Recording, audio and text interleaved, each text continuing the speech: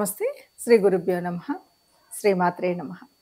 ఆదిత్యాయ చ సోమాయ మంగళాయ బుధాయ గురు శుక్ర శనిభ్యే రాహవే కేతవే నమః. ప్రస్తుతం మనం డిసెంబర్ మాసంలోకి వచ్చాం. ఈ డిసెంబర్ మాసంలో మనం సహజంగానే ప్రతి మాస ఫలితాలు, పక్ష ఫలితాలు, వార ఫలితాలు చెప్పుకుంటూ ఉంటాం.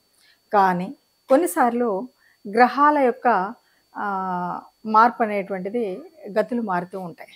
గతులు మారడం అంటే ఉన్నటువంటి స్థానం నుండి వక్రగతిలో వెనక్కి వెళ్ళడం, ఉన్నటువంటి స్థితి నుండి అప్పటికే ఆ గ్రహాలు ఉన్నటువంటి స్థానాలు ఉచ్చస్థిత, నీచస్థిత ఇవన్నీ కూడా రకరకాలుగా ఉండడం వల్ల ఇలా మార్పు చెందినప్పుడు కొన్ని రకాలైనటువంటి ఫలితాలు అయితే ఉంటాయి. మరి ఆ రకంగా కనుక చూసినట్టయితే ప్రస్తుతం డిసెంబర్ 6వ తారీఖు నుండి 2024 డిసెంబర్ 6వ తారీఖు నుండి కుజుడు తను ఉన్నటువంటి స్థానం ఏది కర్కాటకంలో ఉన్నాడు. మరి ఎలాంటి స్థానం అంటే నీచ స్థానం. నీచ పొందినటువంటి కుజుడు ఇప్పుడు మళ్ళీ వక్ర గతిని పొందేటువంటి పరిస్థితి.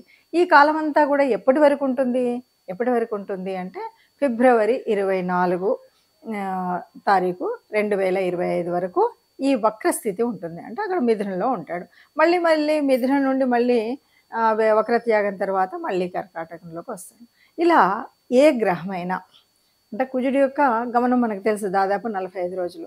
అలాంటి కుజుడి గమనం ముందుకు వచ్చి వెనక్కి వచ్చి అక్కడక్కడే తారసపడుతున్నట్టుగా మనకు గత కొంతకాలంగా చూస్తూ ఉన్నాం. మరి ఇలాంటి పరిస్థితుల్లో అసలు ఎలాంటి ఫలితాలు వస్తాయి అంటే ముందుగా మనం కుజుడిని చూడాలి. కుజుడిని చూసినట్టయితే కుజుడు అంటే మనకు తెలుసు భూమి పుత్రుడు. కుజుడు ఒక సిస్టమాటిక్ ప్లానెట్, క్రమశిక్షణకు మారిపోయారు, ఒక సైన్యాధ్యక్షుడు అని మనము ఆ గ్రహాల యొక్క కుటుంబంలో చెప్తాం. ఏదైనా సరే ఒక వారియర్. కాకపోతే అనువుకాని సమయంలో కోపం వస్తుంది, అనువైనటువంటి సమయంలో ఒక సరి అయినటువంటి ఆలోచన శక్తి ఉంటుంది. ఇవన్నీ కూడా మనకు కుజుడిలో కనిపించేటువంటి లక్షణాలు.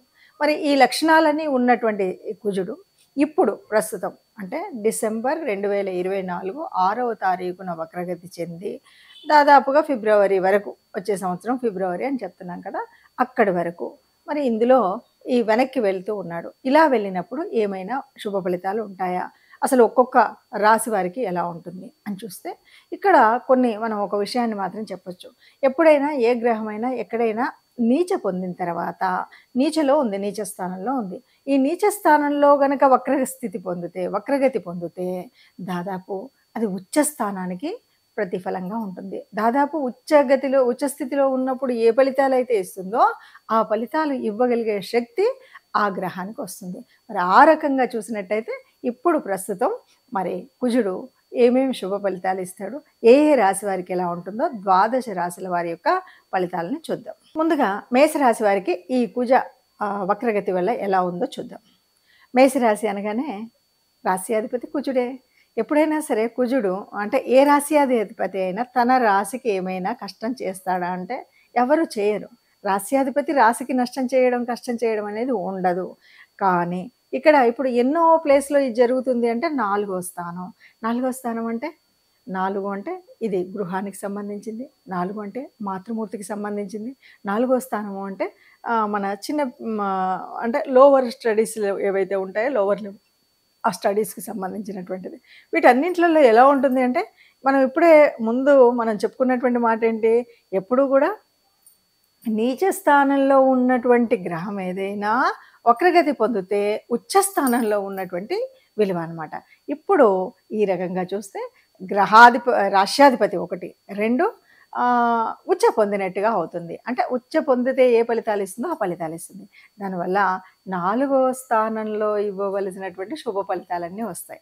ఏంటి 4?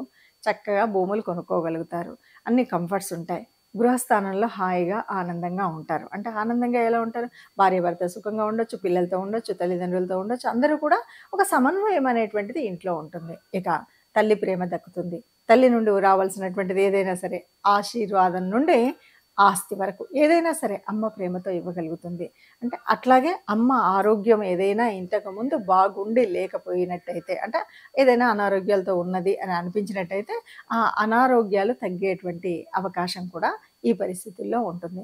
మొత్తంగా చెప్పాలి అంటే బాగా 100% ఇట్ ఈస్ పాజిటివ్ ఫర్ మేషరాశి అని మనం చెప్పలేం. కానీ అలా అని నెగెటివ్ అయితే అస్సలు ఉండదు. 0% ఆఫ్ నెగెటివ్ ఉంటుంది.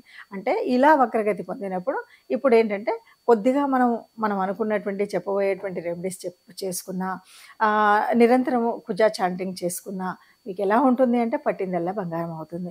ఎప్పుడు కూడా వచ్చినటువంటి అవకాశాన్ని వదులుకోకుండా ఉండడమే మన స్థితి ప్రజ్ఞత. అసలు జ్యోతిష్యం చూసుకునేది ఎందుకు? ఏదైనా కష్టం రాబోతుందా? నష్టం రాబోతుందా? అవి రాకుండా ఉండాలంటే ఏం చేయాలని కదా! మరి అందువల్ల మనకి ఈ రాశి వారికి ఏ రకమైనటువంటి అంటే చక్కగా భూమి ఏవైనా కొనుక్కోవాలన్నటువంటి వాళ్ళు, వాహనాలు కొనుక్కోవాలనేటువంటి వాళ్ళు, అంటే నా దగ్గర ఏమీ లేదు, చిల్లిగవ్వ లేదు, అయినా నేను కొనుక్కోవాలన్నా అని మీరు జ్యోతిష్యంలో చెప్పారు అంటే కాదు. ఇప్పటికే నేను కొనుక్కోవాలని ఎంతో కొంత పోగు చేసుకొని అది కొందాము అంటే ఎప్పుడు ఏదో ఒక రకమైన అడ్డంకొచ్చి కొనలేకపోతున్నాను చూడండి, వాళ్ళందరూ కూడా తప్పకుండా కొనగలుగుతారు. అమ్మ ప్రేమ పొందగలుగుతారు. చిన్నపాటి అంటే కొన్ని విద్యలు ఉంటాయి కదా, వాటిని నేర్చుకోగలుగుతారు. ఇదండి. కాబట్టి ఇందులో మేషరాశి వారికి కొద్దిగా అనుకున్నటువంటి రెమెడీస్ కూడా చేసుకున్నట్టయితే సుఖంగా ఉంటారని చెప్పొచ్చు. దాదాపుగా మనం చూస్తున్నటువంటి గ్రహ పరిస్థితి ఒక్కొక్క రాశికి ఒక్కొక్కలాగా ఉంటుంది అంటాం. అయితే ఇక్కడ ఒకటి విషయం మాత్రం తప్పనిసరిగా చెప్పుకోవాలి. ఏది ఏమైనా జన్మ జాతకంలో మరి ఈ గ్రహాలు యోగించేవా, యోగించనివా, ఇది మొదటి స్థానం. ఇందులో మరి ఏ గ్రహాలతో కలిసి ఉన్నాయి, ఏ స్థితి ఉంది, ఏ యుతి ఉంది, అంతేకాదు నడుస్తున్నటువంటి స్థితి ఏంటి, అంటే ఏ దశ నడుస్తుంది, ఏ మహర్దశ నడుస్తుంది, ఏ అంతర్దశ నడుస్తుంది, వీటన్నింటిని బట్టి ఫలితాలు అనేటువంటివి మాత్రం ఉంటాయి. మరి ఏది ఏమన్నా సరే కొన్ని రాశులకి చాలా మంచివి అని చెప్తాం, కొన్నిటికి కాదు అని చెప్తాం. ఎందుకు ఏమిటి అంటే ఇప్పుడు మనం చెప్పేటువంటి స్థితిలోనే కుజుడు అనగానే కుజుడు తన యొక్క జన్మరాశి ఏదేమన్నా మంచి చేస్తాడు. అంతేకాదు అంటే కుజుడికి జన్మరాశి మేషం అవుతుంది, అలాగే వృచ్చికం కూడా. అంతేకాదు మనం కుజుడిని ఓ మాట చెప్తూ ఉంటాం. ఎలా చెప్తామంటే కుజుడు అనేటువంటి వాడు సైన్యాధిపతి ఎప్పుడు కూడా రాజుకు రాణికి మంచి చేస్తాడు తప్ప ఎక్కడా చెడు చేయడు. ఆ రకంగా కర్కాటక సింహరాశులకు ఓ మంచి చేసేటువంటి వాడు. ఇలా మనకు ఆయన యొక్క స్థితిని బట్టి ఉంటుంది కుజుడుకి ఉచ్చస్థానం అంటే మకరంలో ఉచ్చ పొందుతాడు.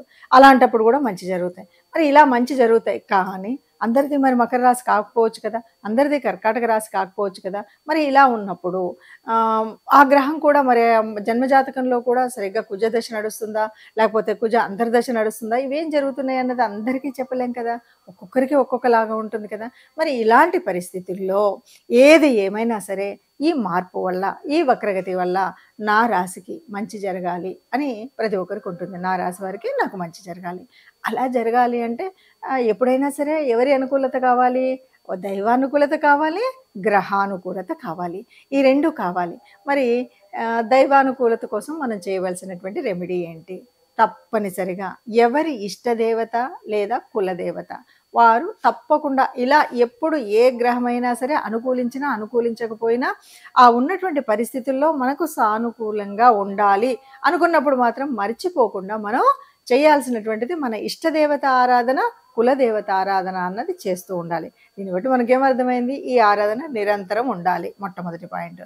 ఇక రెండవది కుజుడు అనగానే కుజుడి యొక్క అధిదేవత మనకి సుబ్రహ్మణ్య స్వామి. కుజుడి రూపం అనగానే మనం ఏం చేస్తాం? సుబ్రహ్మణ్య స్వామిని ఆరాధిస్తాం కదా. కుజుడి విగ్రహాన్ని యొక్క అనుకూలత కోసం మనం ఆరాధించేటువంటి దేవుడు సుబ్రహ్మణ్య స్వామి కాబట్టి ఇప్పుడు మనం ఏం చేయాలి అంటే మంగళవారాలు, అంటే ఇది భౌమవారం అని కూడా అంటుంటాం, కుజుడికి సంబంధించినటువంటి వారం. ఈ మంగళవారాల్లో సుబ్రహ్మణ్య స్వామి దేవాలయం ఎక్కడైనా మన వీధిలో కానీ మన దగ్గరలో ఉంటే తప్పనిసరిగా సుబ్రహ్మణ్య ఆలయానికి ఎప్పుడు ఈ వక్రగతి చెందుతూ ఉన్నప్పుడు తప్పనిసరిగా సుబ్రహ్మణ్య స్వామి ఆలయానికి వెళ్ళడం, అభిషేకం చేయించుకోవడం, అర్చన చేయడం, ఇలాంటివి మనం చేస్తూ ఉంటాం. లేదు ఇవి దూరమైన ఏ పుట్టలో పాలు పోయడానికైనా వెళ్ళొచ్చు.